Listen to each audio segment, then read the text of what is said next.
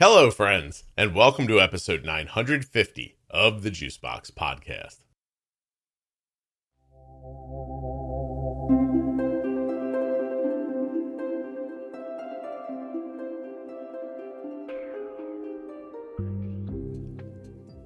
Today on the show, I'll be speaking with Lisa. She's an adult who has had type 1 for well over 40 years.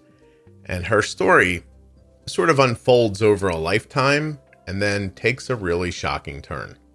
While you're listening, please remember that nothing you hear on the Juicebox Podcast should be considered advice, medical or otherwise. Always consult a physician before making any changes to your healthcare plan or becoming bold with insulin.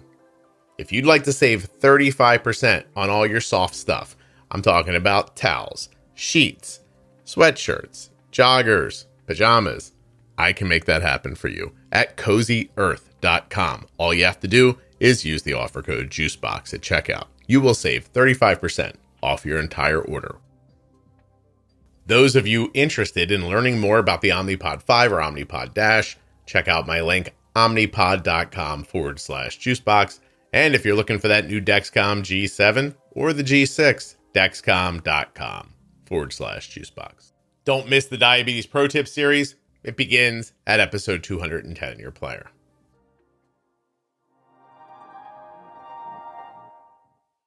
This episode of the Juicebox Podcast is sponsored by AG1. I gave AG1 a try because I was worried I wasn't getting in all my nutrients, and now I drink it every morning before I get my day started. You can too. drinkag1.com/juicebox. Get 5 free travel packs and a year's supply of vitamin D with your first order at drinkag1.com/juicebox. Today's episode is also sponsored by Touched by Type 1. Learn more about this great organization at touchedbytype1.org, and you can follow them on Facebook and Instagram. I'll be speaking at their big event in September. Go find out more about it on their website. Do you hear that on your recording? If you need a drink of water, you should just drink your water. Don't you worry. Okay. Okay. But I have to say, I very much appreciate you asking. Well, I hear, I know it disturbs you when there's background noise and this kind of thing. So I hear it a lot. Well, we put up an episode today that was had to be recorded wherein I was sick and the person I was recording with was sick. And goodness. It took, if you could see the raw file about where sometimes just dead air, you're not speaking right now. And when I go back and look at the recording, it'll probably be quiet where you're not speaking. I'm recording 2 different tracks of audio. My voice and your voice are being recorded separately. Okay. And so for the most part, you just leave the dead air and it sounds fine. This thing where she was sick and I was sick, I must have cut at it for 90 minutes yesterday. Oh my goodness. And it just looks like Swiss cheese because every time one of us stopped talking, we were breathing heavy or coughing or you people blowing. It was just, oh my God. The fact that you won't know that when you listen to it is magical almost. But anyway. Well, and I think you must have some supersonic hearing too, because a lot of times in the podcast, you'll complain about a noise that I never heard. So sometimes I deaden it or cut it out, even if even if I leave it in for you to hear it, if it flows with the conversation. So I don't want people to be listening to suddenly to have themselves shocked with, I don't know. And there are just things that people who click before they speak, they're they do that. That makes me crazy. I'll try not to do that. No, I'm sure you won't. Most people don't do it, honestly. But every once in a while, you get to somebody who does, and they're just they think while they're drawing up their tongue, and then they go, well, and I'm like, oh God, stop that. So anyway, so we're all good. Go ahead and introduce yourself. Okay. Hi, I'm Lisa. I'm 64 years old, and I've been type 1 for about 45 years now. Wow. Diagnosed when I was 18, 1977. 64 years old, diagnosed at 18. You've had it for 45 years. In 77, Lisa, when I was 6 years old. Wow. You could have babysat me. I graduated from high school in 1976, the bicentennial year. That was the big thing when I graduated. Oh, we're the bicentennial class. And so, yeah, you Did were that just end up did that end up meaning a lot in your life, Lisa? not really, but it's on my yearbook, the bicentennial class. It was a big deal back then for some reason. Well, my remembrance, and I was much younger. Obviously, I was like, gosh, 5 years old, maybe. But that it was like, it felt like a nationwide celebration in a world where there was no anything else. You know what I mean? Like if everybody decided to get in on a big day where fireworks would be shot and people would use, streamers and everything, and it would happen, pretty nationally. It felt huge to me, even as a little kid. Wow. Yeah. Probably to you, you were just like, let me get out of high school here. Right. No, I was excited. I was excited. What were you thinking you were going to do after high school? I didn't know. I honestly did not know. I knew I had to make money because I was pretty early on my own. And so that kind of has been the direction of my life. I need to make more money, so I need to do something else. And, it kind of has driven me throughout my life, So, and starting when I was young, because I had to support myself, So at first I took on I worked in a bakery, and I worked in the liquor store right next door. So both part-time jobs.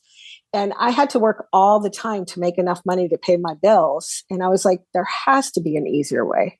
And so that got me back to school. And I became a dental assistant. Nice. And did that for quite a while. And then I went to nursing school. And then I became a nurse practitioner. So that's kind of driven me throughout my career. Wow.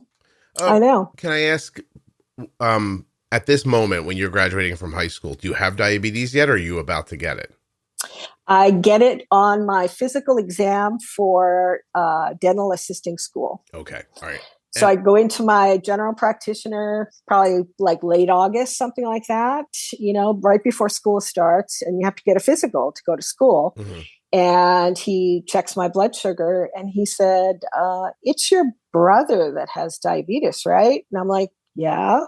And he said, I think you might have it too. I'm like, what? And, looking back, just like so many other people on the podcast, I had lost weight, but I was thinking, this is a great diet I'm on. I'm losing all this weight. Finally, the whiskey and cupcakes diet is paying off. Yeah, it's paying off. All those donuts I eat, and I'm still losing weight. This is amazing, And I had lost probably 20 pounds. Mm-hmm. I had always been a little bit overweight. Like, say, in high school, I was maybe 160, 5'6", so a little on the pudgy side. But I was feeling good about all of it. And then he said that. And so I lived in Massachusetts at the time, in Boston. Right. And so I grew up in Andover, Massachusetts, a little town outside of Boston. And Joslin Clinic is in Boston. Mm-hmm. So I got sent there. I was there for an entire week of training, which I've since found out from people on the podcast and people in the Facebook group that doesn't exist anymore. I mean, Joslin Clinic does, but it's like a quick 1.5 day teaching, where back then it was an entire week of residential. You live there. Yeah. They taught you what to eat. They taught you how to give shots. And, I'm 18, so I'm there all by myself, and it was a great education and a great resource to have in my area, when newly diagnosed, Hey, I want to go back and ask you a couple of questions. So your brother has type 1 diabetes? Yeah, he had type 1 diabetes. He was diagnosed at 13, so a little bit sooner than I was. And because we were a sibling match, Joslin Clinic was doing all this research. That's what they do there. And so he and I were involved in a lot of research studies because we were siblings in the same family without any genetic predisposition. So nobody in my family had diabetes. And so that was really unusual at that time. And I think that, looking back on it, I think that was the beginning of them, coming up with autoimmune, type 1 diabetes. Like trying to see, they were trying to figure out where it came from because it was as simple as like, well, does your grandmom have it? No, well then this is crazy that you have it. Like that was the thinking back then. I see. Exactly. It was so unusual to have siblings in the same family without any genetic reference to it. So, and I'm so sorry. You said he had it. So is he? Yeah, he died. Yeah, he died. He was 37. He had every complication in the book. And if you think back to technology then, so I was kind of calculating it. It was like the late 60s when he was diagnosed. So, I mean, I wasn't involved in his care per se. My mom did all that. She was a stay-at-home mom. But of course, being on the outskirts of it, it was part of our lives, part of our everyday lives. And so he was a hockey player. And so being an athlete, he was, had this disease that kind of limited you physical activity wise. And you were, taking shots probably twice a day. I'm guessing in the morning and at night, maybe he took shots, and it was clear and cloudy insulin back then. So fast acting and slow acting. And you mix them up in a syringe. And I don't even know if he had a glucometer back then. I'm sure he was doing those pills in a test tube and looking at colors and ketones and things like that. So Sure. I often wonder if he could have had all the technology that we have right now. Would he have lived a better life? Would he have availed himself of it, first of all, being diagnosed so early on? And would he have taken advantage of it? And he could maybe still be alive today, Yeah, but I'm assuming also the mindset must have been so much different because there's been enough people on here who were diagnosed at that time who will tell you that they were basically just told, like, look, you're not going to live very long. And, I mean, there's a woman on here that was told not to get married, not to have children, not to make a family, like, don't even bother getting a job. Like, just be a vagabond and, flit around until your death. Like what is kind of the vibe given to them by medical people. So I wonder if your mom wasn't told that too. And then it's possible. And then it doesn't become like a self-fulfilling prophecy at some point too, because obviously, I don't want to say obviously, but they couldn't have been doing much right if he only made it 24 years with it. Truly. Yeah. But I'm guessing they were doing the best they could with what they had, I would imagine. Yeah. Just, right meaning what would have worked, not, what they were told. I don't imagine they were told anything valuable, honestly. Well, and he played hockey all through high school. And I remember that being an issue because he always had a jug of orange juice. That's how they treated lows back then, was orange juice. And so he always had a jug, that was sitting on the bench and he'd be chugging it and playing. Hockey's a very physical game. Yeah. And then once he got out of high school, he, played with his friends now and again. They rented ice and they played. He loved playing hockey. And my dad loved playing hockey. And so they had that together. And then he got a job as a construction worker. So another very physical job, And I think going through puberty with type 1, it's tough. All the hormones, everything. I was 18, so that part was done for me, basically, So, and I think a little more mature for me, being able to handle all the responsibility of type 1 diabetes, and being on my own, back then they just basically told you not to eat sugar and take your 2 shots a day. And you kind of went about your business blissfully, unaware of what could possibly happen to you.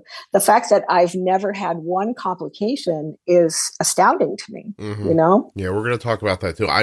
Just imagine your brother feeling low during a hockey game and then drinking enough juice to make his blood sugar 400 for 5 hours afterwards. And then you can only imagine. Yeah. Right. Then that cycle goes on and on and on. And that's probably how you then manage during the day. And, we're busy telling people, look, you don't have to eat all the Skittles if you open the bag. And he's just randomly chugging orange juice. Orange juice, by the way, from the 60s and 70s, which must have been some good orange juice. Yeah, yeah, anyway. I'm sure. Yeah. I'm sure the Florida concentrate. Exactly. Do you remember it used to come frozen in that little tube? Yeah, of Oh my course. gosh. You Yeah. say, of course, Lisa. No one else knows what you're talking about, you know? Yeah, there always used to be a can defrosting on the sink, and it was a big deal. Yeah. We had it with every breakfast. It was like a staple. Mm-hmm. You had to have orange I'm going to juice. describe it for people who don't know. So the closest young people are going to think of is like the tube that those cinnamon rolls come in, those really crappy, Yes. like breakfast cinnamon rolls or whatever they are. And so there was like a tube like that, and it was in your freezer, and it just had like this concentrate of orange juice in it. And then you would defrost it, put it into a pitcher and melt it with water and mix it up. And then that was your orange juice. Mm-hmm. Yeah. Yep. And you'd have to stir it with the wooden spoon in the glass pitcher. Yeah, and then it was a big deal. As time went on, I remember when it would show up in the grocery store like pre-mixed, I guess. Like already ready to drink is the words I'm looking for. I thought of that as like that was the orange juice like rich people had. Right. Yeah. Right. Because they didn't have to melt it and mix it with water and all that. Yeah. Well, in the town we grew up in, we had a milkman. And so you had this milk box, and he would come in the morning and deliver milk to your milk box. And being on the East Coast, the winters were harsh, and your milk is in your milk box, and it's all insulated, so it doesn't freeze. Mm-hmm. And some people actually got orange juice. We never did. We weren't rich enough. Fancy. But I always thought they were pretty rich to get all that. Yeah. No kidding. That's crazy. Okay, so my last question about your earlier life is, you pretty freely said when we started talking that you basically raised yourself. So what happened to your parents? I didn't raise myself, but to a point. So my parents got divorced when I was probably somewhere between 13 and 15. Mm-hmm. I've said 13 for so long, but then in recent conversations with my sister, I'm like, I think I was older, Okay.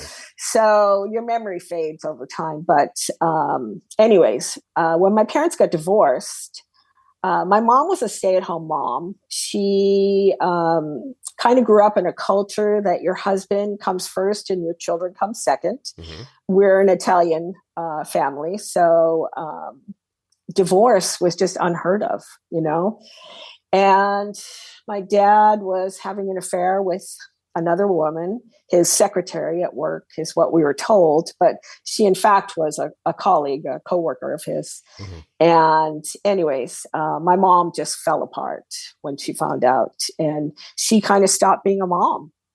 So from say 13 to 15, I pretty much ran the household.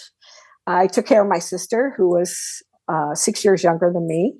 So at the time, maybe 7 or 8. And I was like the mom, So from then on, she was kind of touch and go. She fell into a depression.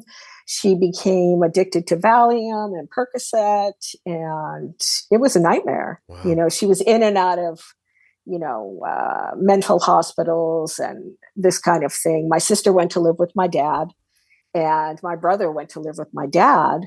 But I felt like somebody has to take care of her. Who's going to take care of her? You know? Right. So I stayed in the house and took care of her as long as I could. And I think she really was my first patient, looking back on it, Was it hard to leave her when you left?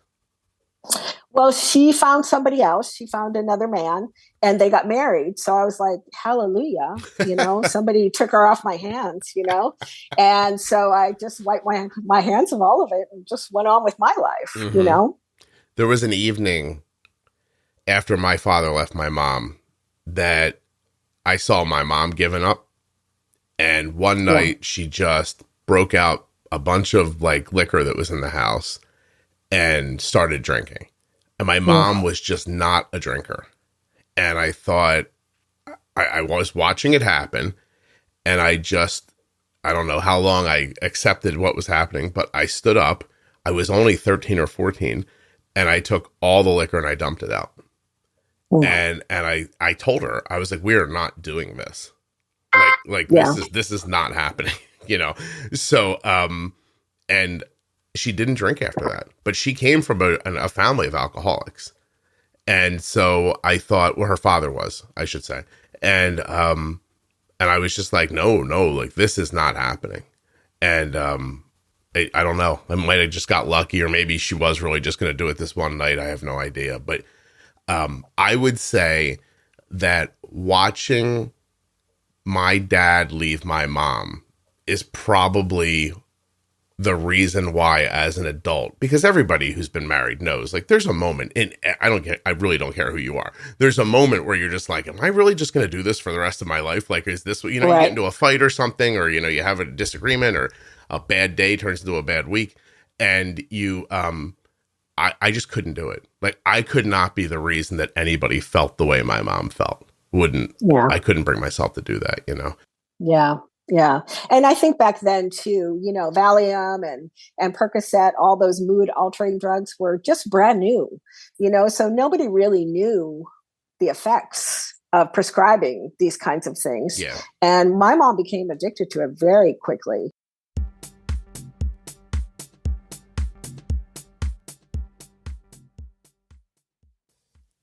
I actually heard about AG1 on another podcast. I started to use it, and I wasn't completely consistent with it. But then AG1 came to me and asked if I'd like to do an ad for them. And I thought, okay, I will, and I'll use this as an excuse to really try. Do it every day. And now I do. I drink AG1 every morning when I get up, and you can too. When I first got it, I thought, I don't get enough nutrients like in my diet. This should help with that. And it really has. drinkag1.com/juicebox. Get 5 free travel packs and a year's supply of vitamin D with your first order. AG1 is raising the standard for quality in the supplement category and is a foundational nutritional supplement that delivers comprehensive nutrients to support whole body health. Since 2010, they've improved their formula 52 times in the pursuit of making the best foundational nutritional supplement possible. That happens through high-quality ingredients and rigorous standards. Check it out, won't you? drinkag1.com/juicebox. And if you just want to support the podcast and you already drink AG1, just get your next order at my link. So if you want to take ownership of your health, it starts with AG1. Try AG1 and get your free 1-year supply of vitamin D and 5 free AG1 travel packs with your first purchase. Once again, drinkag1.com/juicebox. Links in the show notes. Links at juiceboxpodcast.com.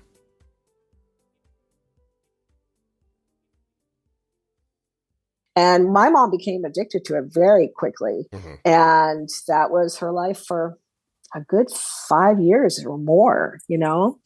That was from the doctor giving her that stuff. Oh, yeah. Our general doctor, our little, he came from Kentucky. His name was Dr. Broadus, I still remember. And he had this heavy Kentucky accent, and they had no idea. So, of course, make you feel better. Here's something for sleeping. Here's something for, take the edge off and all these things. But, very highly addictive, Yeah, crazy. I'm sorry, you mentioned another sister. Is there any type 1 with her? No, she doesn't have type 1, but she was diagnosed in her 40s with Parkinson's, so she's disabled. And then she recently got diagnosed with breast cancer. So she's had her share as well. But, they've always tested her along the way, and she's very aware of it, but never had any issues with that. And now looking back in hindsight, I know your mother, your father, was there any autoimmune stuff with them or grandparents? Anything you can see now that you know better how to look? No, my grandparents lived into their 90s. My grandmother did have terrible rheumatoid arthritis. Okay. So, and I think now that is considered autoimmune. Sure. And she was literally in her wheelchair when she passed away because she couldn't walk anymore. So there was that. I think on my dad's side, there was some type 2, but really, no, looking back. I'm going to call the RA the string there. Yeah. My dad died early on too. He was only 46 and he died of leukemia. Okay. And so people in my family have died relatively young. I mean, my brother at 37, my dad at 46. My mom was 72. She had a bowel perforation and died that way. And it's just me and my sister. That's all I have left. Wow. That's really something. I know. Yeah. Jeez. I know you don't realize the things that can get you when you're older. My mom had like diverticulitis once, maybe, I don't know, 6-7 years ago. And my brother and I took her to the hospital and we were waiting outside. I said, this could easily kill her. And it could. And he's like, what? And I was like, I'm telling you, man. I was like, this could be it, And then it took her 6 months to bounce back from that. It was so interesting to watch how that thing, 3 days in the hospital, couple weeks to recover, and then it turned her down. I don't know another way to say it, like it aged her very quickly. Right. That's how my mother died. She had diverticulitis too, and she had a bowel perforation, and there was nobody there with her. And like 3 days later, somebody's knocking on her door. She's not answering. Yeah. So the police went in, and there she was, totally septic in her bed. She was barely alive. And, she's in the hospital. My sister and I are there. And the doctor said, basically, we've tried to cure the infection, but it's too far gone and we can't do anything for her. So, between my sister and I, we decided, okay, it's time to let her go, Being alive is really weird. It just really is. Okay. So you're back there, you're making donuts, you're selling booze. You're like, I can't keep doing this. I can't even pay my bills this way. And then tell me again, you go to school for dental assisting. By the way, do you need to connect your transmitter to your phone? No, I have. Let's see. Is that not the sound? What sound? That is the sound. Yeah, You know the sound. Yeah, I hear it every time on your podcast. I'm like, oh, there's the sound. It makes me feel like you started a new Dexcom sensor and it's waiting for you to pair it to the phone. Is that what's happening? No. So it's out of range. My range is set at 7110, and I'm right now 147. Oh, and that's actually that's the alarm you have set. That's the alarm I have set. Yeah. Okay. I recently had to go to jury duty. And so they're questioning the jury to pick a jury for this trial. So I get selected for a trial. And everything's quiet in the courtroom. And there it goes, beeping. And I'm like, oh my God, this is going to be awful. How am I going to, even if you turn the sound off on your phone, or turn it down, it still beeps. Like I turn my phone off, my sound off, and you can still hear it. It vibrates and you get the vibration then. So I had to tell the bailiff, this is something, I have to have it. So, you guys are just going to have to bear with me. And he's like, oh, that's okay. That's okay. So anyway, so you changed the sound so that's your high alarm sound. And on Arden's phone, that's the sound that means pair the sensor on the G6, which...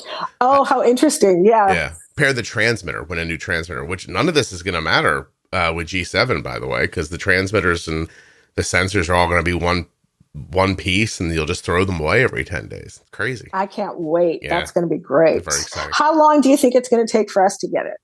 Well, it's in parts of Europe now.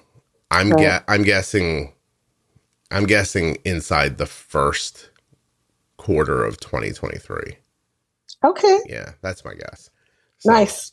Okay, so all right. So you go to, dental assistant school, is that right? Dental assisting school. So you work in a dental office and you're like the person that you sit next to the dentist or on the other side of the dentist between the patient is between you and the dentist. And so you're doing suctioning. Maybe you're mixing amalgam for fillings. Maybe you're mixing, paste for something else. You clean the equipment. You get patients seated and put the bibs on and do all that stuff. So I did that. I worked in a periodontal practice, which is a gum surgeon. So I did that for a good 5-6 years. And then I got to thinking, for the rest of my life, I'm going to be working on people's mouths. Like you were saying, is this what I really want to do the rest of my life? And I was making, I think, $1,200 a month at the beginning and still $1,200 a month later. And it's a small dental practice, which is like a small business. You know, they can only afford to pay you so much. Sure. So I felt like it was a go nowhere job, you know, as much as it was fun and I enjoyed being with people and the interaction and stuff. I'm like, I think I could do more, you know? So I decided to go to nursing school. And by that time, I was living in California.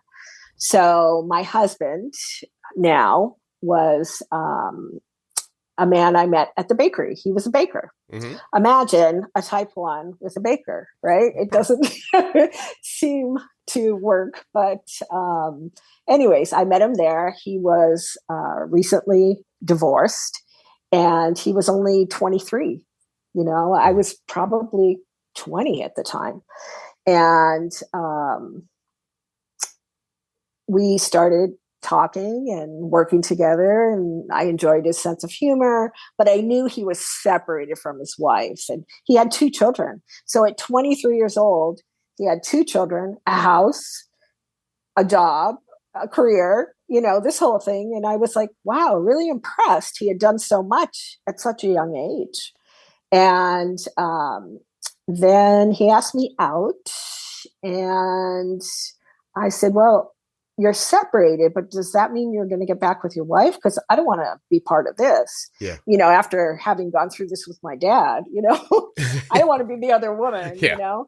So he said, no, I don't think there's any hope for this relationship. So, you know, I love children. So he had, at the time, the kids were small. They were both toddlers. And I loved kids. And so there we were, you know, going out and the kids, doing stuff with the kids. And it was wonderful. But my mom was like, he's damaged goods. You know, you shouldn't be with him. He has children and you're, you know, setting yourself up for a world of heartache and this whole thing. Of course, by then she was pretty much against the whole institution of marriage. And so, and she was high as a kite, by the way, Lisa. Oh yeah, high as a kite. You're right. Yeah. So anyways, she met him, but she didn't like him. And Tom was having trouble because his ex-wife, my husband's name is Tom, his ex-wife was seeing somebody else. So that's how their relationship broke up too. So anyways, he couldn't handle that because the guy was with his children. And so he had a sister that lived in California. And he said, I'm really thinking about moving to California to get away from all this and, you know, start new and fresh. And, you know, will you come with me? And I was like, no, I'm not leaving here. I just started, you know, doing my prereqs for nursing school. I was in night school, working all day, going to school at night. And then I would meet him after class. We'd go to a bar, have some drinks. And, you know, it was this like burning the candle at both ends thing. Yeah. And then February rolled around, which is like the worst month if you're in a snow area. You know, Christmas is done and people are kind of depressed, nothing to look forward to, you know, the days are cold and, you know, whatever. Is this baby making time in Boston, Lisa? Well, so Tom mentions it again, moving to California. And I'm like, I'm in, you know? So we pack our stuff. We hop in my Toyota Tercel and we drive to California. And like out of nowhere, and we start calling people along the way. Like I call my job. Hey, I'm not coming to work today or ever. We're moving to California. And they're like, what? You know? So when I talked to my mom, she was just out of her mind because not only was I going to California, but going to California with Tom, who was damaged goods, you know? And so, yeah, we moved in with his sister. I think we were there for maybe 2 weeks. He got a job right away at a bakery. And then I got a job as a dental assistant in Beverly Hills. And again, a dental surgeon, gum surgeon, same kind of practice. Right. And then again, I was like, okay, here we are, the two of us. and Tom's working hard, and the money a baker can make is limited, and the old days of a small bake shop and everybody goes to it, all that stuff, big box stores come into play, and you can't sell things as cheaply as they can, and people don't really know the difference. And so, his money making capacity is limited. So I knew that if we were going to buy a house, if we were going to have a family, if we were going to do any of these things that I dreamt of doing, I was going to have to make more money. And so back to school I went to nursing school. And he told me, you go to nursing school, I will support you during nursing school, and you don't have to work. And I was like, oh my God, that's wonderful. Yeah, I'll do that. Right. We had a little apartment, we didn't have a lot of expenses back then. And so I did. I went to a diploma nursing school, which is a 2-year, and you get a nursing license. You sit for boards and you get a license, but it's the minimum amount of schooling. They don't even have these schools anymore. And then you can work. And so that's what I did. And I started working in a neonatal intensive care unit in Los Angeles. And it just built from there. I loved it. I loved being around the babies. I loved all the technology. I loved being with the people. My coworkers were wonderful. It was a really small environment, and everybody was super close. Yeah. And I love the work. I've always loved the work. And so consequently, I stayed in the neonatal intensive care for my entire career, 32 years of nursing. And then I'm going to say about 15 years before I retired, I was thinking again, when can I retire? And thinking, okay, I'm going to be doing this job for another 15, 20 years. Is this what I want to do for that period of time? And my son was already, grown in, high school. And, I just was like, no, I don't want to stay at the bedside anymore. And I'm in this communication book at work, and there's a flyer for a scholarship to become a nurse practitioner. And they'll pay all your expenses. In exchange, you have to work for them for 2 years after you graduate to pay it back. Right. And I was like, maybe I'll do this, So sure enough, I applied, and they gave me a full scholarship. And I went to nurse practitioner school while I was still working full time. And then I did that for another 15 years before I retired. And so I retired when I was 62, and I loved it. It was a great career. How many children did you and Tom have together? So we didn't have any together. Okay. So you said your son, you were talking about Tom's kids. Yeah. So okay. Tom has 2 from his first marriage, and he had a vasectomy after his second child because he didn't want to have any more children. And when he got married, he thought it was going to be forever. We all do, right? Yeah. And so when he and I got together, I hadn't had any children, and that's all I wanted to do was have children. And so he could have his vasectomy reversed. So we did that. And it's a microsurgery. And so they did that. And then his sperm was still kind of slow. And so we weren't getting pregnant. So after maybe a year and a half of trying, we started to see a fertility specialist. And I got on Clomid. That's the first thing they try. And and back then, you have to figure this was early 90s. So like IVF and,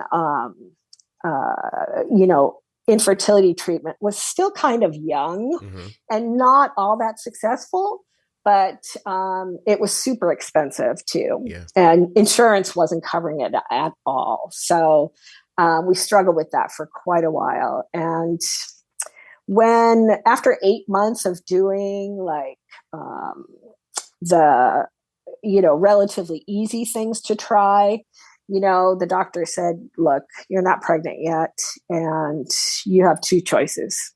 Either you can try in vitro fertilization, which was a 15% success rate, or you can adopt. And, maybe these are your two options at this point. Sure. So I was kind of crushed. I was like, can't we just keep on trying? Like, but how long do you do it? You're putting good money after bad. And so between Tom and I, we talked about it. And I said, I don't care where our baby comes from. I just want a baby, So we decide to adopt.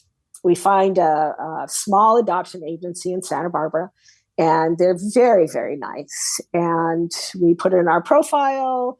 And back then, open adoption was kind of a newish kind of thing. Mm-hmm. And you kind of build a profile of yourselves as a couple. You have this picture book, and the potential adoptive mother comes to the agency and goes through all these profiles and picks. Yeah. And so probably 6 months after we signed up, we get the call that somebody has chosen us. And I was just so excited. Mm-hmm. We go to Las Vegas, which is not far from here, 5-hour drive, to meet this girl. She's 28 years old. She has a 15-month-old, and she's pregnant again. And she knows she can't afford even the 15-month-old, let alone this second baby that she's having. Yeah. And so the reason why she picks us, not because I'm a baby nurse, not because of any of those things. She picks us because Tom is a baker and she likes to bake. So of all things to attract, so that was wonderful. We got to know her. She's 5 months pregnant with a boy. I wanted a girl only because Tom had 2 boys already, but and I thought this would be something different, but I was ecstatic. Oh, it's something different, Lisa. It's something different. Don't You're worry. right about that. Yeah. So we get to know her. We spend time with her, and then when it's time for her to have our son, she says we can come to the delivery. Tom has to stay outside, but I can be with her. Mm-hmm. And so I did. I sat with her, and as she's going through her labor, she's like, I think Tom can come in now, And so we're both there when Zach is born, and it is the best day of my life, the best day of my life. And he comes out, and so beautiful. And you're afraid that the birth mother is going to say, I changed my mind. Right. He's such a beautiful baby. But she turned around and looked at us and said, look at the beautiful baby I made for you. Mm. And it still brings tears to my eyes because it was such a beautiful moment. And right then I knew she wasn't going to change her mind. Mm-hmm. She wanted us to have him, and it was the best thing ever. That's wonderful. The best thing ever. And I know you're adopted. Yeah. And to be able to tell Zach the story of how he was born and what happened, and it's priceless. And we took pictures of his sister holding him and all of us together, and it was wonderful. It was wonderful. I could not get him out of that hospital quick enough. She wanted to have him circumcised, and I was like, oh my God, that's going to take another 12 hours. I just wanted to bring him home. I was so excited. Did you keep a relationship with her? Yes. You did? Yes. So we kept in touch with her. we arranged this before he was born. When would she want pictures of him? So they suggested maybe once a year you send pictures and maybe give an update to the birth mother. And so that's what we decided ahead of time. And plus he had this biological sister too, his half sister, Alex, who was 15 months older than him. So they were very close in age and they looked very much alike, though Zach's birth mother said they had two different fathers. So anyways, we kept in touch with her, and every February we would send her pictures. Nice. So we'd have his Halloween pictures, his Christmas pictures, his school picture, whatever else milestones happened that year, and she would get the pictures. And if I had any questions about things with family history, she would always fill it in for me and all of this, so. Does he know her? Does he know her now? How old is Zach now? Okay. Zach died. Oh, Zach died. I know. I'm sorry to Lisa, to spring that on you. Oh my gosh. Yeah. March 2020, Zach died of a drug overdose. Lisa, you're going to make me cry. Hold on a second. I know. Oh, I'm so sorry. It's so sad. Yeah. He,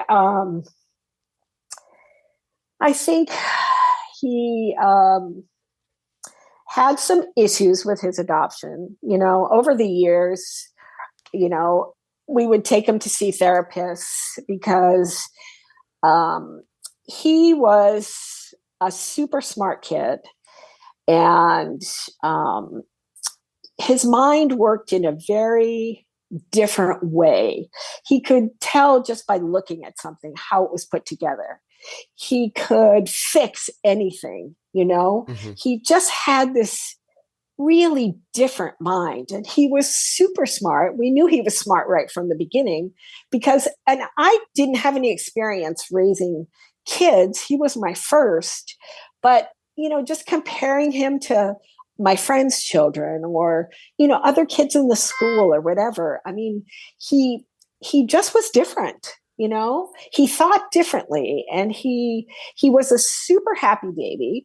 And then I kept him home for the first year. I was able to stay home with him for 6 months because I knew I wanted to have a child for so long. I saved up all my vacation time, saved up all my holiday time, everything I had so I could stay home with him. Yeah. And so I was able to stay home for 6 years, or 6 years, I wish, 6 months. And then I had somebody come to the house and stay with him for the first year because I didn't want him getting any sicknesses or anything. I was so protective because what I did for work, I only saw the worst of the worst. Yeah. So, you're very cautious with your own children. And so, anyways, I sent him to a neighborhood daycare. He loved it. And he was so smart that I thought there's no rush getting him into school. Tom was born in January. Zach was born in January. Tom was born January 2nd.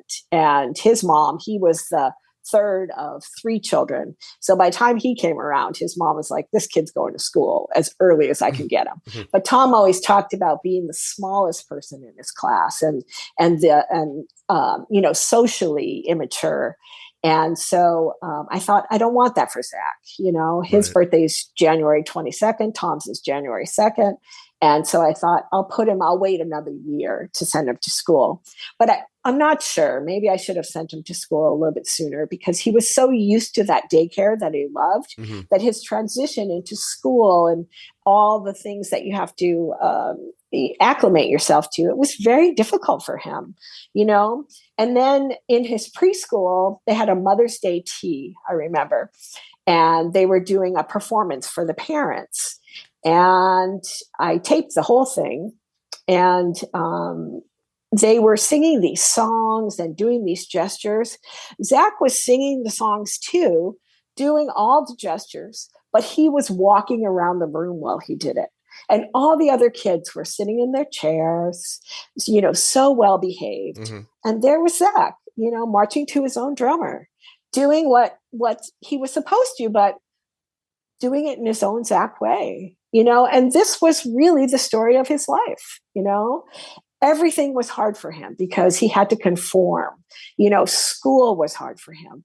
He was super smart. If he liked the teacher, if he liked the subject, he would just A+.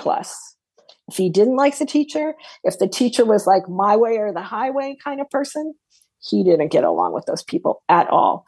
And so F, he would get an F, So Tom or myself was at the school every single day because there would always be something, whether there was an issue on the playground, whether there was an issue in the classroom, whatever it was. So we felt like we want the teacher to know we're on your side.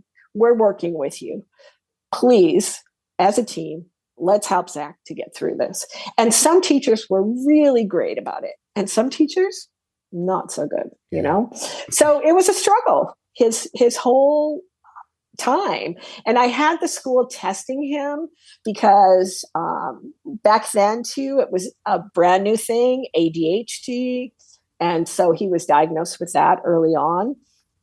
And the teachers were like, he can't come back to the classroom unless you put him on some medication. So we started, he started with Ritalin, then he went to Adderall, this is not a perfect system. Yeah. These drugs they help, but over time, the reaction to it and the success with it wanes. They start a new medication. He had been to doctor after doctor after doctor. I mean, I'm a medical person, so I'm going to find a solution to this, and I had the school testing him. They said, no, there was nothing else wrong with him. But I had no idea that if your child has something wrong with them, the school is kind of motivated not to find it because then they have to accommodate it. And so somebody told me that when Zach was in high school, and I'm like, oh, I had no idea. So I was taking Zach to a therapist, and the therapist said, I think there's more here that we haven't found. So he sent Zach to what was it? A neuropsychologist, forensic psychologist, and she did 3 days worth of testing on Zach. She produced this 60-page report, and she said he is a classic case of Asperger's. And so it's a spectrum disease. Yeah. Some people have very mild symptoms. Some people have very debilitating symptoms. And it's a form of autism. And she said, he's a classic case. He was in his last semester of high school when he got that diagnosis. And so I don't know if it would have helped us earlier on. I don't think it would have changed much. But at that point, it made perfect sense to me. Once I did the research on it and reading the 60-page report, his IQ is 146, which, I mean, I have no idea what my IQ is, but he runs circles around the two of us, And I said, no wonder why he can't understand what we're talking about. He's in a whole different plane, And so, it explained so much about Zach, and his birth mother would never divulge anything about his birth father. For some reason, she was very protective about him. And so only after he died did she tell us that who he was.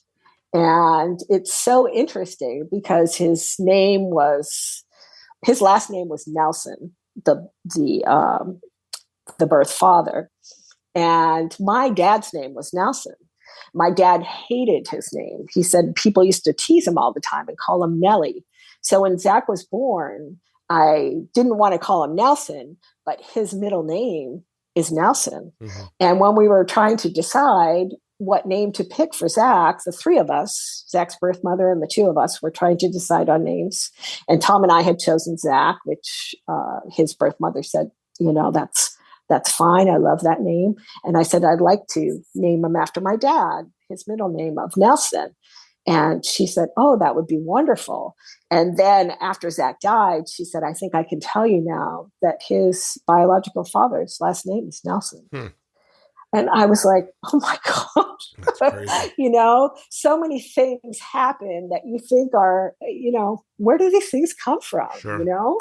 Is it all predestined? And I always told Zach, you were meant to come to us. You were supposed to be with us because God knew I would never give up on you, and I never will. Lisa, So I have to ask you: is Tom with us still? Oh yes, Tom's with us. Tom. Okay. All right. So finally somebody's still alive. Okay. Yes. It's interesting how I don't think it's any great secret if when people are listening back to this, like I'm not saying much because I'm fascinated by looking at people's lives in reverse.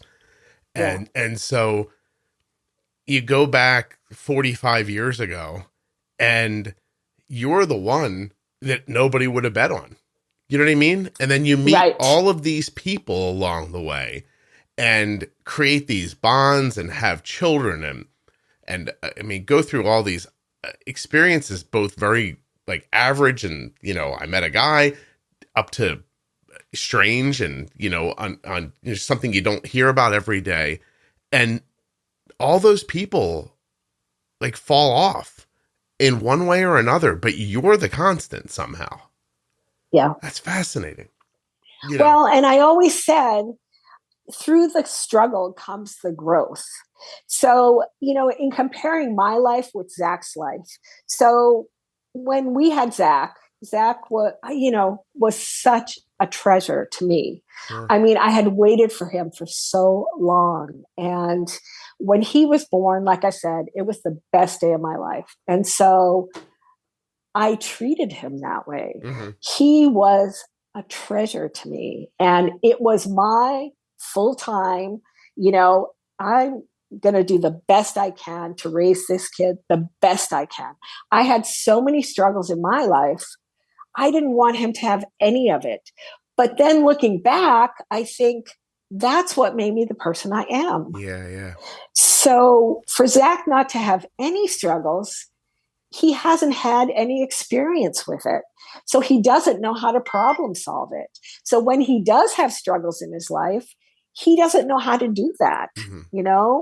I never allowed him to do it because I was doing it for him, So, in Zach's drug addiction, Tom and I became very involved in Al-Anon. And that teaches you to look at yourself and see what was my part of it. And if I can put myself in a part of it, that would be the part. Yeah. I couldn't ever watch him struggle because I could prevent it. He didn't have to struggle. Mm-hmm. Not like me. He didn't have to struggle. So, but the struggle is important because the struggle makes you strong. Yeah. So a lesson to learn, Mm-hmm. No, I hear you. I didn't ask you anything about your diabetes. Oh, that's okay. Go ahead. I mean, I just, sometimes I feel like people are like, is there going to be any diabetes in this diabetes podcast? Yeah. But I don't know. Like, to me, the background of the whole story is that you did all this with type 1 and how would you describe your health right now? I think I'm in great health. Yeah. I mean, to have had type 1 diabetes for 45 years, to be diagnosed back when I was without technology, really, and to not have one single complication, I think is extraordinary. Yeah. For certain. And, I often get in the Facebook group and will say to people, it can happen. I think it was shit luck for me. But, and with my brother, with every complication, with me, without any complication. And I often say that maybe Tony had every complication so that I didn't have to have any, I don't know. Yeah. I don't know the reason for that because, far back to when I can remember A1Cs coming into existence, I remember A1Cs in the high 9s, 9.6. I remember my doctor saying to me, hey, we got to do something about this. And I'm like, okay.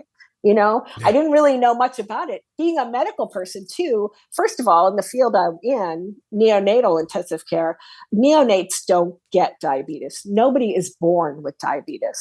So it just doesn't happen. There's a type of diabetes that neonates get. It's called diabetes insipidus, which is a completely different thing. But neonates do not get it. So I didn't have a lot of knowledge about it. And like I said, I was going along my merry way, taking my 2 shots a day, testing my blood sugar first thing in the morning. That was it. Yeah. I mean, I didn't do anything. I think I was pretty good about not eating sugar because I was afraid to eat it. Mm-hmm. And then with my brother, with so many complications, I was like, I better listen to what they're saying, you know? And then when he dies, of course, I'm like, what could I do different, you know? And then I remember the doctor, the endocrinologist saying to me, maybe we should think about a pump for you. I'm like, what's a pump, Mm-hmm. And I had no idea about it. So I wasn't keeping up on any of it, right. Even though I'm in the field. I wasn't doing it. It was a part of my life, and it's always been a part of my life, but it's not my life, Right. So, and again, it's not going to stop me from doing anything. And I oftentimes will respond that way in the Facebook group, you can do anything you want. Diabetes is not a reason to not do it, Yeah. You can find a way. And if you want to do it, you'll find a way. And, I'm not a smart person. I would say my superpower, if anything, is common sense. If it doesn't make sense to me, I got to think of a way that it can make sense to me, So even in school, I struggled, I hated school. So going back to school was a big deal for me. And then going back when I became a nurse practitioner, I hadn't been in school for 20 years. If it hadn't been for Zach, I don't think I would have made it through my master's program, because Zach was teaching me all the technology that I needed to get through that program. And he was very into computers, very into all of it. I mean, he taught me Microsoft Word. He taught me Excel. He taught me all of these things that I had no knowledge of. And, we had a home computer, but I wasn't doing anything like that on it, Right. And so, doing a distance learning program too for my nurse practitioner license, I did that. And so everything was online. So you had to have great computer skills.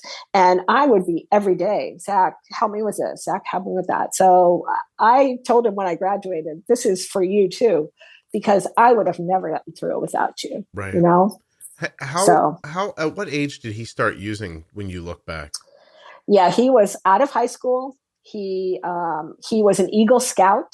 Mm-hmm. He was not your typical drug addict. And, I've since learned that, drug addiction crosses all barriers, and, being a medical person too, it's very hard for you to talk about these things at work because, your kids should be better than that, So there was a stigma to it for me as well. He started using Dust Off.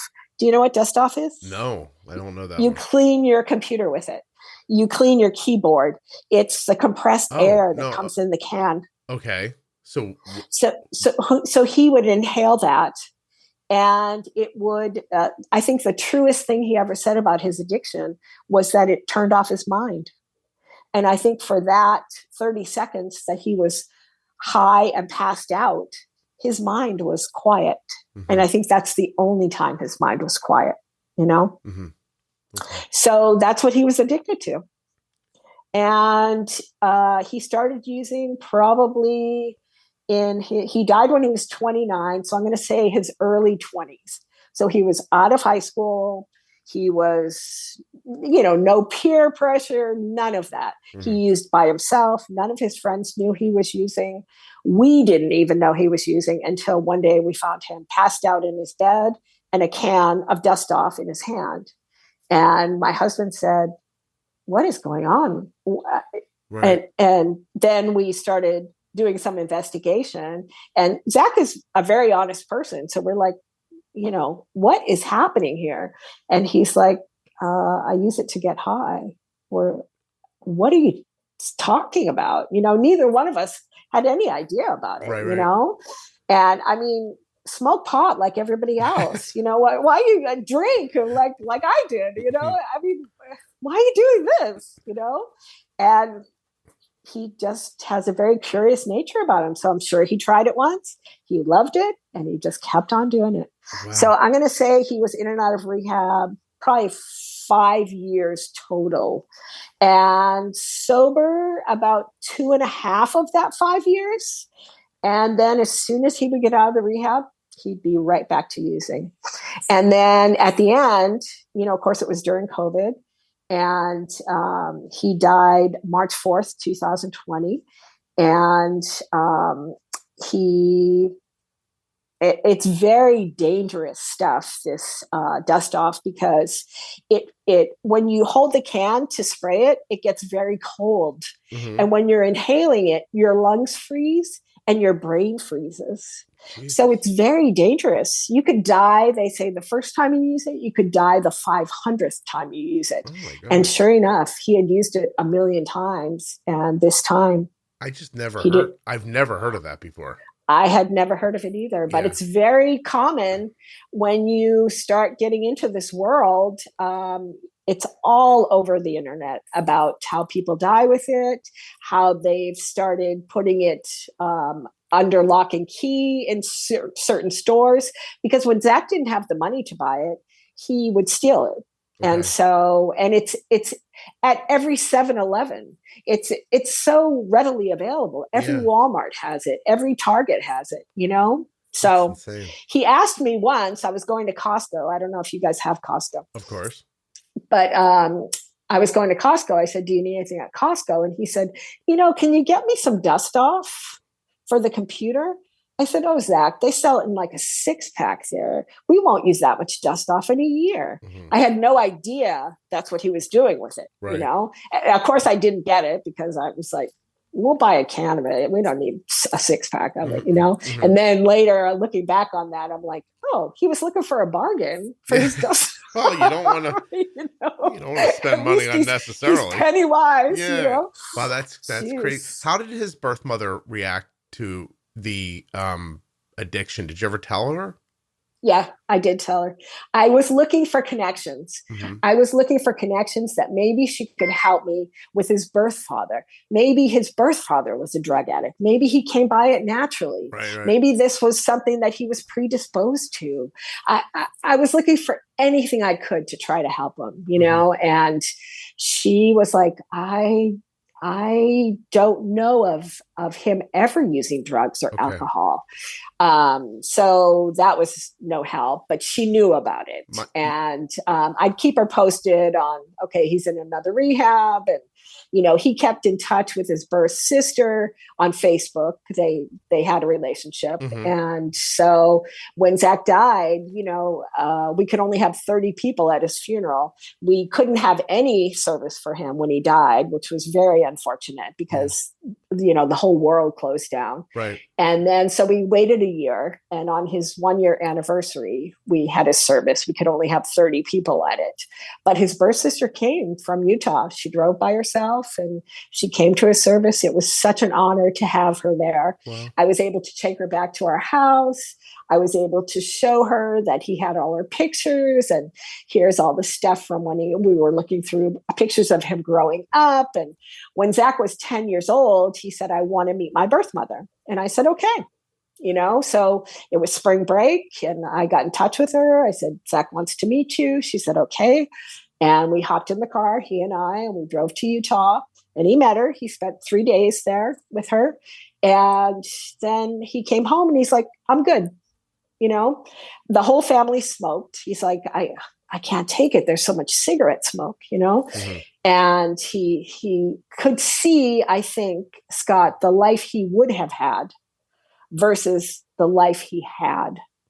And once he saw it, he was like, I'm good. Yeah. And we still kept in touch with her. When he graduated high school, he had his high school graduation one day and his Eagle Scout ceremony the next day because we had people from out of town coming and we're like, we're going to do it all at one time. And so I asked him, would you like your birth mother to come and your sister to come? And he said, no, that's okay. It's fine. So, okay. She didn't come. And I invited her to come to Zach's funeral, but she didn't. She said, I don't think I can. She was just a mess when I called her to say Zach was dead. She felt very guilty. She felt very like maybe if she hadn't given him up for adoption, maybe things would have been different. Maybe if, we all do it, the what ifs, Yeah. And so the two of us share that bond with Zach. She, as being the person who gave birth to him, I mean, we love him equally, and so we can kind of share the grief too, because she loves him just as much as I did. Sure. He was a part of her, and she gave him up for adoption because she wanted him to have a better life. I mean, that was the bottom line. I'm so sorry. I'm sorry. Go ahead. I was going to say he understood that about her. Yeah. Okay. He understood it. He never was angry at her about, because when we were together, I said to his birth mother, could you explain to Zach why you gave him up for adoption? Because she kept Alex. So why did you keep Alex and not me? And she said, Zach, if you were born first, I would have kept you. Right. But I couldn't do two children. I could barely do one. Yeah. So I think he understood that. I think that was good for him to hear that from her. Right. I only ever had a couple hour phone call with the sister of my birth mother after my birth mother had died. And I honestly don't remember much about the phone call other than she told me that giving me away ruined her life. Oh. And I was like, okay, I don't know what to do with that, Right. But is it just something she regretted forever, and it had very bad impacts on her health. And so it's strange because someone's telling you, for me, there were no pictures going back and forth or anything like that. This was, not anything I had a connection with growing up at all. And so it's like someone's telling you a story about your mom, but it feels like it's a story about a stranger. Well, and I was going to say that when Zach met his birth mother, it was like he was meeting a stranger, like he would meet anybody else on the street. Sure. Yeah. No, that I understand completely. Lisa, this has been really great. I didn't realize what we were going to talk about today.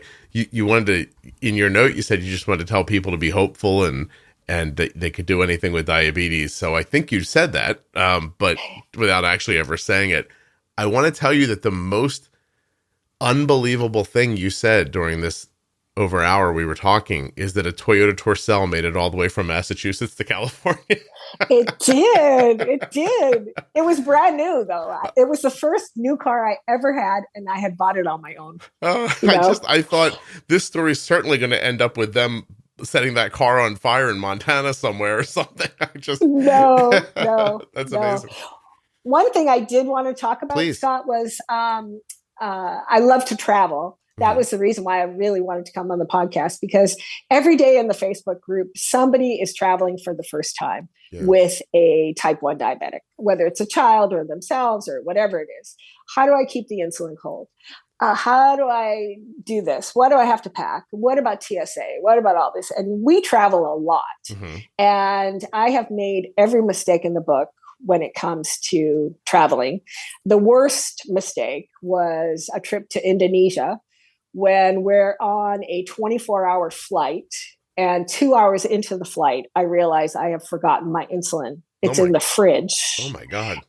At my condo. And I said to my husband, at first I just broke out in a cold sweat myself. And then I'm like, oh, how do I even tell him? He is going to freak out. And so okay, I have to tell you something. I forgot my insulin in the fridge. He's like, what? What are we going to do? Lisa, what are we going to do? I'm like, okay, just calm down. I can write my own prescription. As a nurse practitioner, you have prescription privileges. Mm-hmm. So I have a prescription pad in my bag. I can write my own prescription if I can just find a place to get it filled, and the more I thought about it, the more I'm like, you know what? There's diabetics all over the world. It's not exclusive to the United States, So the people who are in front of us in the plane overhear the conversation, and they're Indonesian. And so they turn around and they say, there's pharmacies in the airport. You can buy insulin in the airport. I'm like, oh, problem solved, Really? So we go to the airport. Yeah. And they have some cockamamie type of insulin I never even heard of. So nothing like Humalog, right? And at this point I'm on a pump. And so I have all my pump supplies, but all I need is the missing link, And so they said, no, you're going to have to go to a bigger pharmacy, a bigger something. So we're on a connection. So we hop on the next plane because we have a couple connections to make. And then when we get to where we're going, we have a 12-hour layover. So we hop in a cab and go to the closest hospital. And we go into the ER and say, I need some insulin. I don't have any. I'm type 1 diabetic. They're like, okay. They bring me 5 vials, insulin pens of Humalog. And I said, how much is that? $32. You're like, hey, I'm saving money by leaving my insulin at home. $32. I'm like, are you kidding me? Wow. Do you know how much this would cost in the United States? And it was that easy, Scott. That's amazing. We went back to the airport and went along our merry way, Wow, that's really something. Of all the stories that I didn't think were going to end well, that was the one. And all your other stories, I was like, oh, this will be a nice story. That it never was. Oh my God. Are you okay, Lisa? I am. Yeah. Why is that? I Scott, I don't know. I think I feel like, all the things that have gone on in my life mm-hmm. have prepared me for who I am today. If it wasn't for these things, I wouldn't be the person I am. I'm sure of it. No, I agree. And, but why, but Lisa, why is the person you are not outside passed out on a stoop? You know what I mean? Like, why did you not go in a different direction? I don't know. Is it because you're always helping other people? I'm always helping other people. I knew it was my calling. I knew helping other people was my calling because I always felt like I wanted to help somebody. Mm-hmm. Like my initial career choice was to become a social worker. I had a lot of interaction with social workers over the years because of my mom. Every time she went into a mental hospital, the social worker would be like, I remember one telling me, get out of that house. You need to go. Right. And I was like, wow, that's interesting. Them telling me that. And so I wanted to become a social worker. But then when I saw how much money they made, I'm like, oh, no, I can't do this. All those social workers, they have master's degrees and they get paid so poorly. It's terrible. It's like teachers, they deserve so much more. So no, that wasn't even an option for me. This is just your personality, though. Like, I mean, there's enough, Lisa, enough bad things have happened to you that if you were on here to say, look, I'm a bit of a mess, you know what I mean? And I'd be like, oh, I understand. But instead, it's not. I mean, like, we've been talking for over an hour. You were diagnosed when you were, 18. Your family had fallen apart. Your mom was a ward of you.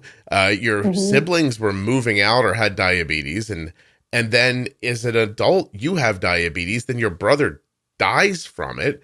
And you keep going. You meet a guy who, I mean, is 23 and already has 2 kids and leaving his family. And like somehow you made that work.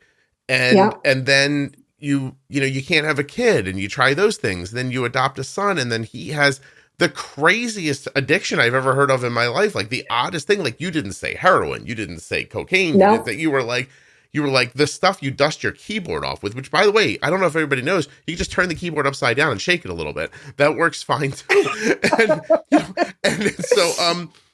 and so that happens. And then there's all this is just compounding. Like you go back to school and you build on top of a shaky start at best, right?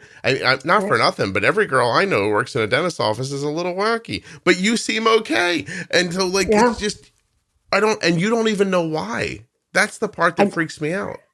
I don't know why. Just like I don't know why I never had a complication from diabetes. I don't know why. No, I don't know why. But it is my personality. I mean, I'm a middle child, so I'm a fixer, you know, and my nature. That's all just it who is. I am. But dumb luck. Just dumb luck. Yeah. I'll be damn. You're all trying so hard. Just dumb luck. Just hope for dumb luck. I mean, really. Yeah. I have no explanation for it. I wish I did. You should be running in circles, screaming and banging your head into a wall. And instead you're like, I love to travel. I love to travel. Yes. In my retirement, that's what we've done, you know? Yeah. And so my longest trip was I did with my husband 513 miles through Spain last September, October. We backpacked and did the Camino de Santiago. And so I had to pack 60 days worth of pump supplies, glucose tablets, you name it, the whole thing, you know? And that was the one trip, nothing happened. I was so well prepared for it, you know? Many of these trips, you know, when you're full-time working, you save up all your time. So you're working the night before, you're working, you know, right up until the second you go, you know, and so that you can have all that time for vacation. So preparation is not part of the equation, you know, so you're doing it last minute, and that damn insulin being in the fridge, you don't want to take it out to the last minute because you know you're going to be 24 hours on a plane, you know? So yeah. Yeah, I listen. I want to be you. I think everybody listening wants to be you. I want at least I don't know. I don't know. I don't even know how to quantify it. At least we got to find a way to put you in a bottle and so we can spray you on people. I have no idea what to say. It's good for you. I mean, congratulations. Thank you. Yeah. No Thank kidding. you. I really do appreciate you coming and sharing all this with me. Thank you. Thank you. It was a pleasure being here, and I love listening to your podcast. Oh, I'm glad. That's so nice. Thank you. I listen, you made me cry when you said Zach's mom picked your husband because he was a baker and she liked to bake. I got all filled up and I thought, oh, that's sweet. This will be the emotional pinnacle of this episode right here. And then Jesus, I don't know, Lisa. I swear to God, you're amazing. So thank you seriously, I'm babbling, but I appreciate you coming on and doing this very much. Oh, thank you. My pleasure. My pleasure.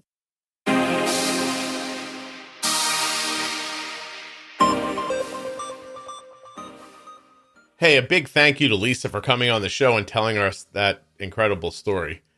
I also want to thank AG1 and remind you to drinkag1.com/juicebox. Use the link, get started today, get the free 5 travel packs and the year's supply of vitamin D with your first order, and drink AG1 with me every day. Let's drink together, shall we? If you're looking for community around type 1 or type 2 diabetes, check out Juicebox Podcast. Type 1 Diabetes on Facebook. It's a private group with over 40,000 members. There is a conversation happening right now that you will be interested in or that you can help with. Thank you so much for listening. I'll be back very soon with another episode of the Juicebox Podcast.